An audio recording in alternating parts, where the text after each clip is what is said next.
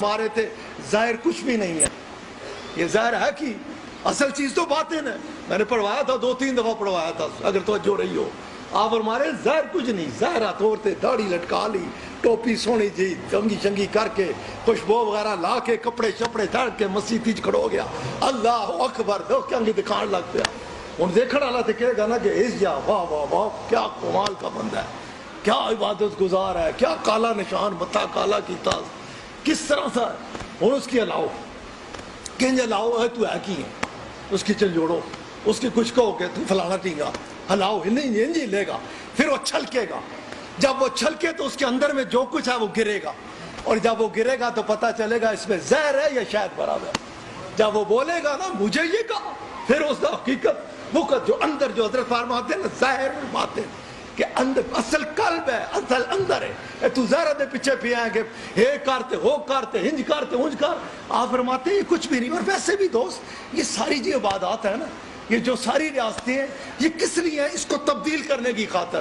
بندہ لگ گیا ہے، تڑا تڑ لگ گیا ہے، خرچ بھی کر رہا ہے، یہ بھی کر رہا ہے، وہ بھی کر رہا ہے، یہ تبدیل نہیں ہو رہا. جس طرح فرمایا نا اکثر کیا کر داں گے تسبیح پھری پر دل نہ پھریا.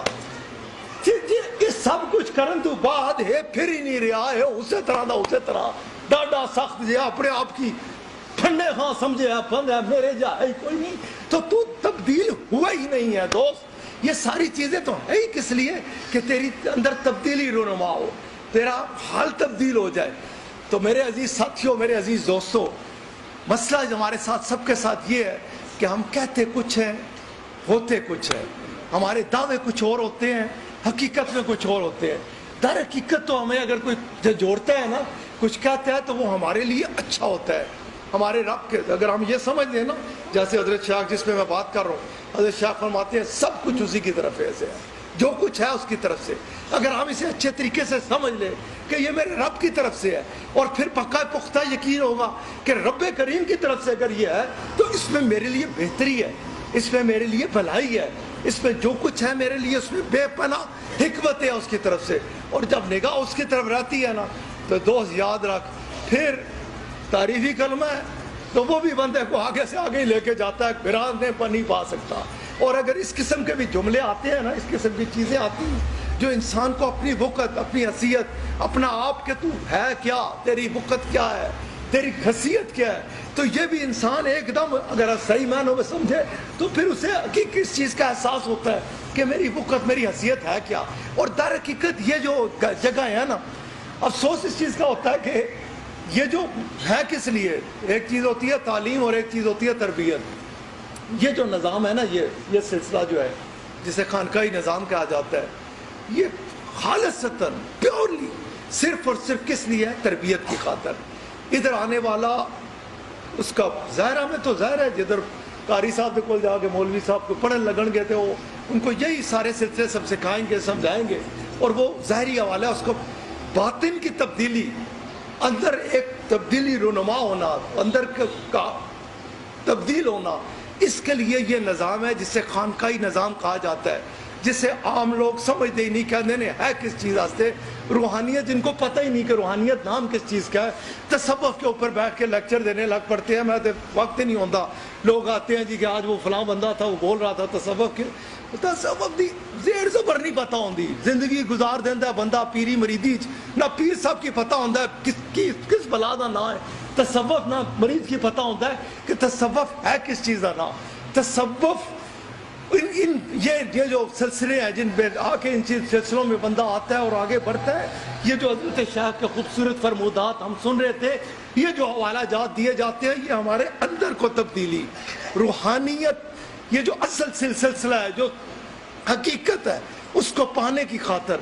تو دوست اگر کوئی بندہ چاہے کہ میں اس سلسلے کو سمجھوں اور اس سے لے کے آگے بڑھوں، تو اس کے لیے انتہائی ضروری ہے کہ وہ اس مسئلے کو سمجھے کہ جب تک اس کے اندر میں موجود ہے، جب تک اس کے، اور میں کیسے پتہ چلے گی؟ میں ایسے کبھی بھی پتہ نہیں چل سکتی.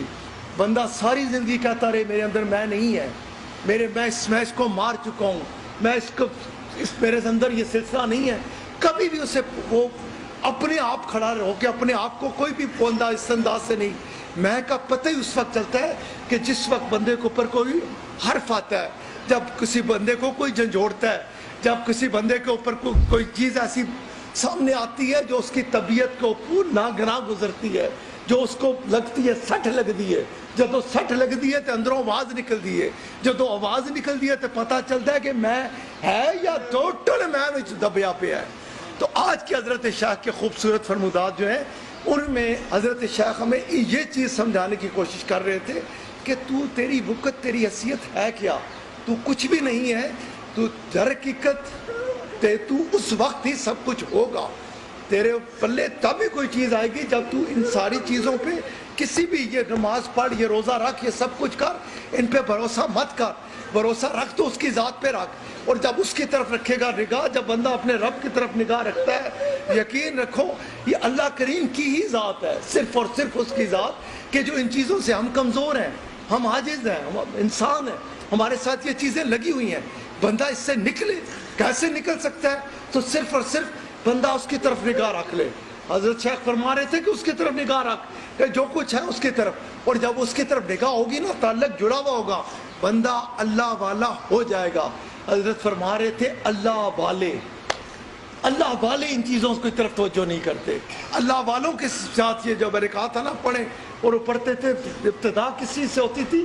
اللہ والے, جس کا تعلق اللہ سے جڑ جاتا ہے نا, پھر اللہ کریم ہے, وہی بے نیاز بادشاہ ہے. جو انسان جو بادشاہ ہے, جو مالک ہے, جو اس کو تبدیل کرنے, جو بادشاہ ہے, جو یہ قدرت رکھتا ہے کہ اس کو چشم زدن میں جو دلوں کو تبدیل کر دیتا ہے. دل کی تبدیلی تو میں اگر سوچ کہیے نا رگڑ کے بھوکے ہو کے, جیسے واسطے میں ابتدا کی تھی ناس کے, شلوار چھنکے تھے, ایک کر کے نہیں ممکن. دل کی تبدیلی صرف اور صرف ایک صورت میں ممکن ہے, کھرا خالص ہو کے جب اس کی طرف ہوتا ہے تو وہ اس کو تبدیل کر دیتا ہے. جب یہ تبدیل ہوتا ہے نا, اس میں تبدیلی رونما ہوتی ہے, یہ کچھ سے کچھ ہو جاتا ہے, پھر بندہ وہ ہوتا ہے اللہ والے, وگرنہ اسی دنیا والے ہیں.